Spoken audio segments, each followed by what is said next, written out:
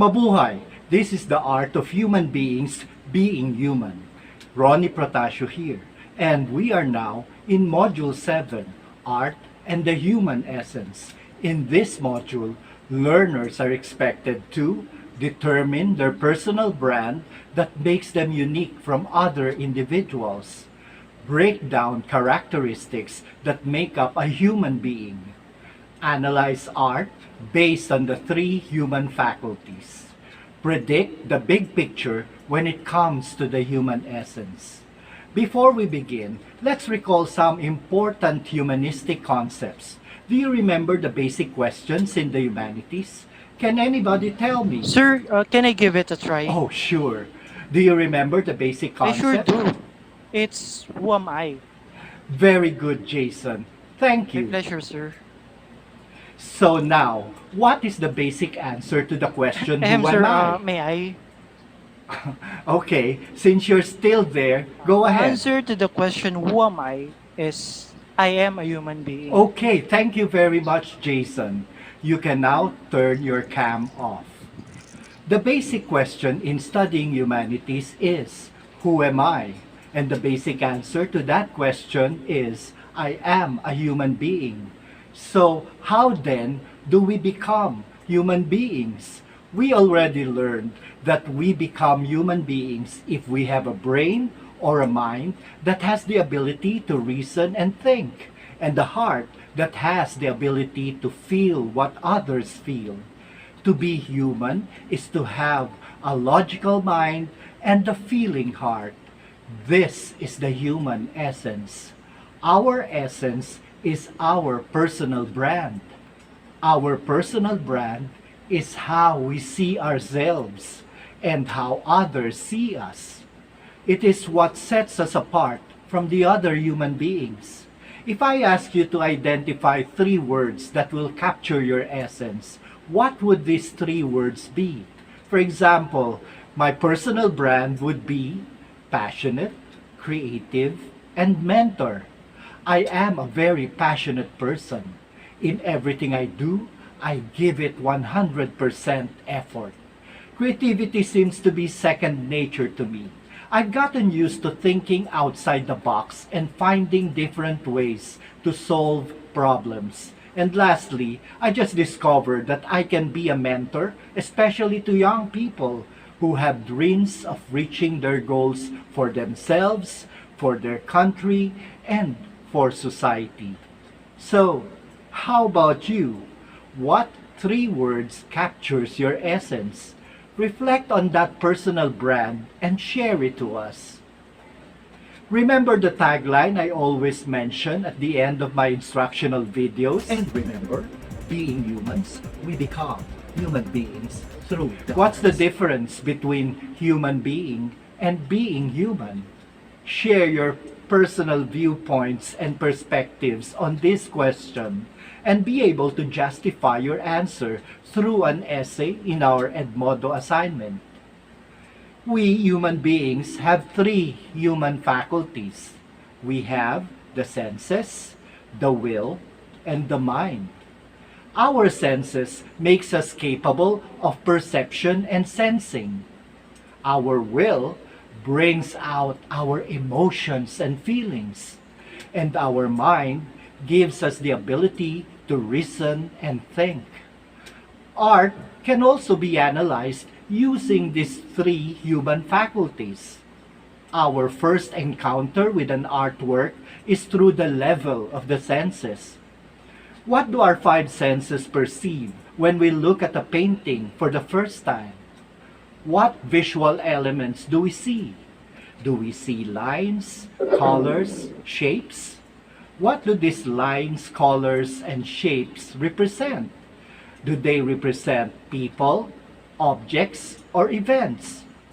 Let's take a look at this painting by Mondrian entitled Composition with Red, Yellow, and Blue. What visual elements do we see? We see colors.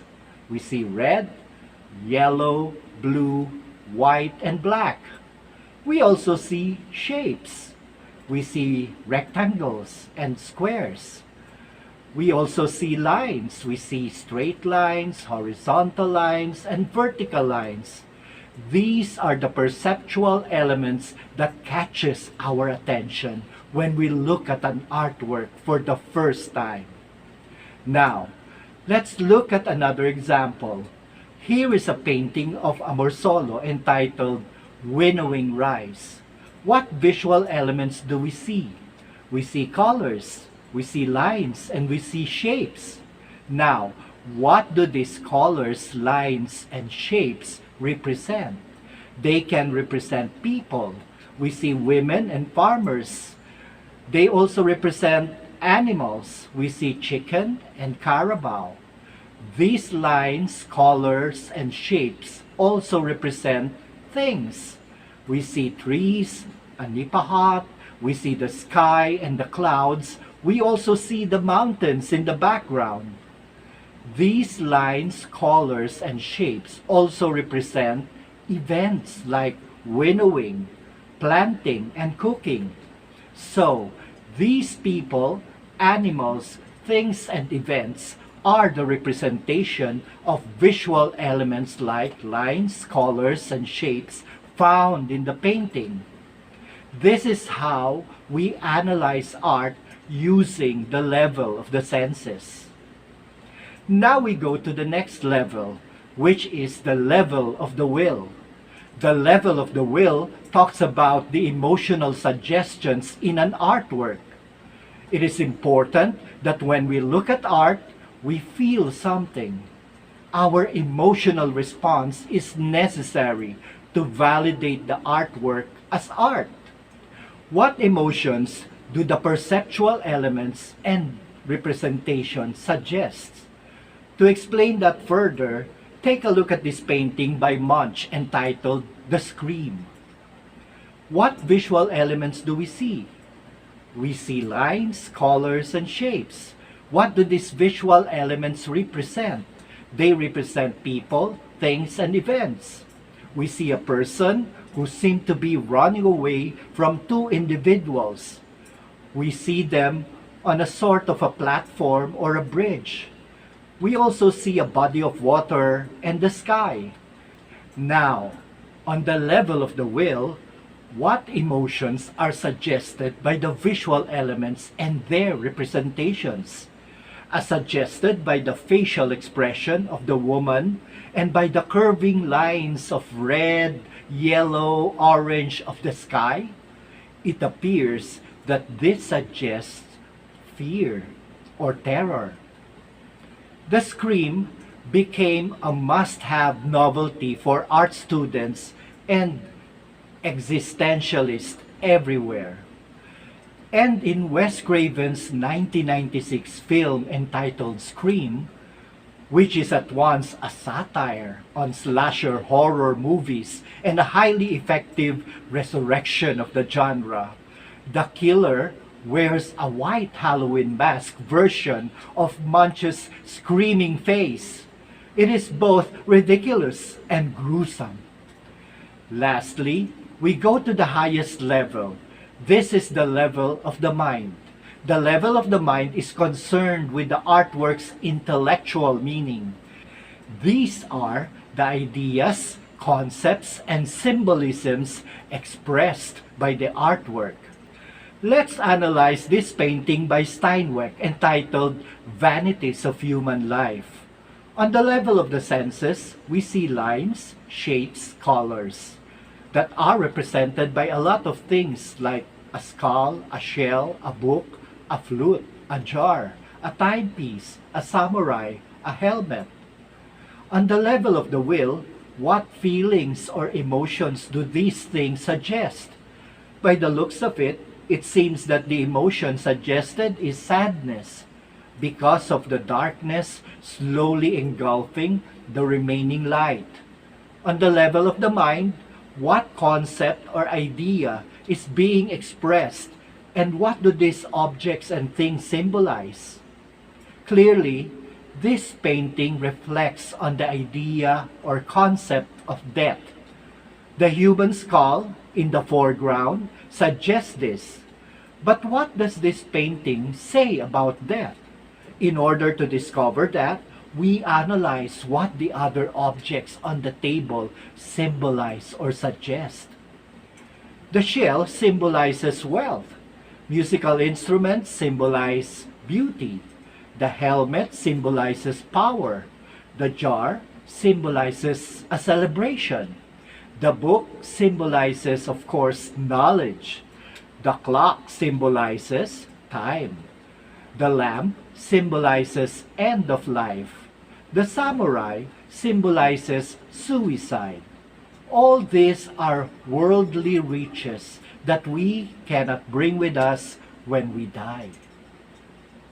The light on the left side symbolizes optimism, hope, and God, which can be interpreted as there is still hope for mankind if we change our ways and focus on things that are more important. The darkness on the right side symbolizes pessimism, which can be interpreted as the end of everything. From these symbols and interpretations, we can conclude a lot of things like life is short, let's make it count, or we cannot bring our material riches with us when we die. So, that's how we analyze art using the three human faculties, particularly on the level of the senses, the level of the will, and the level of the mind. Practice doing this because we have an assignment related to this type of analysis. This type of analysis using the three human faculties can be applied to different forms of art like music. Let's listen to Dust in the Wind, composed by Kerry Livgren and performed by the Kansas in 1977. You can pause the video first and listen to the music in the YouTube link provided in the learning package.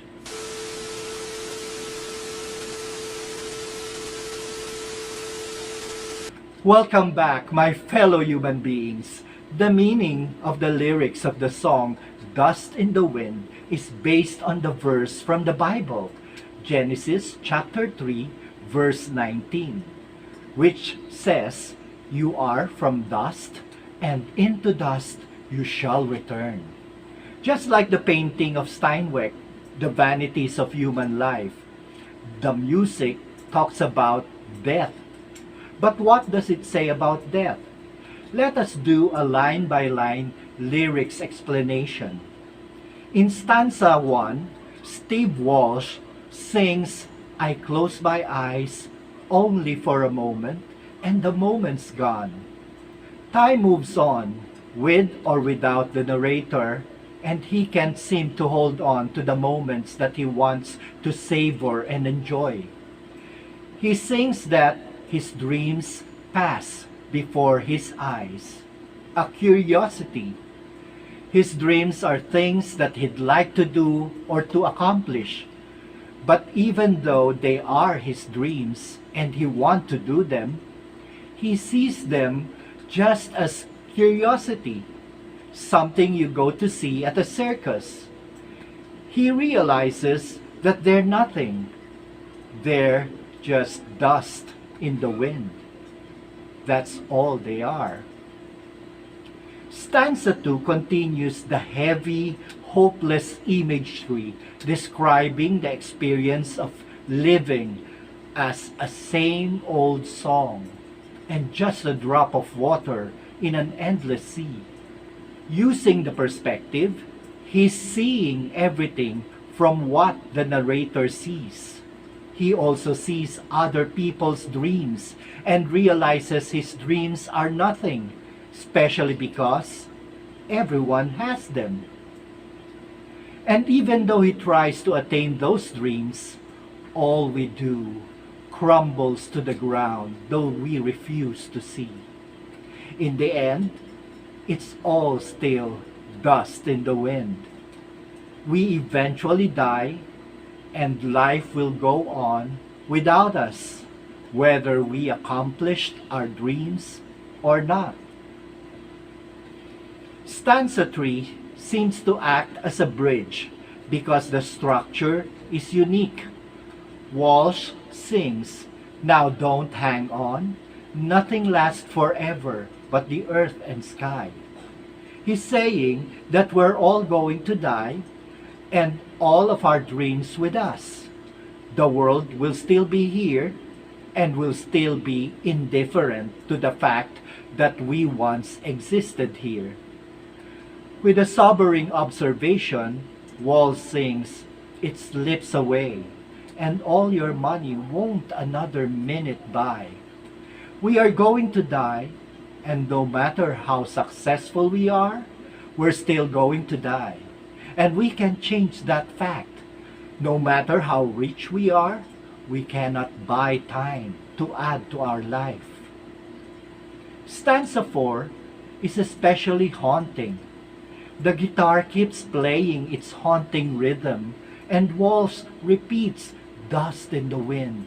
All we are is dust in the wind."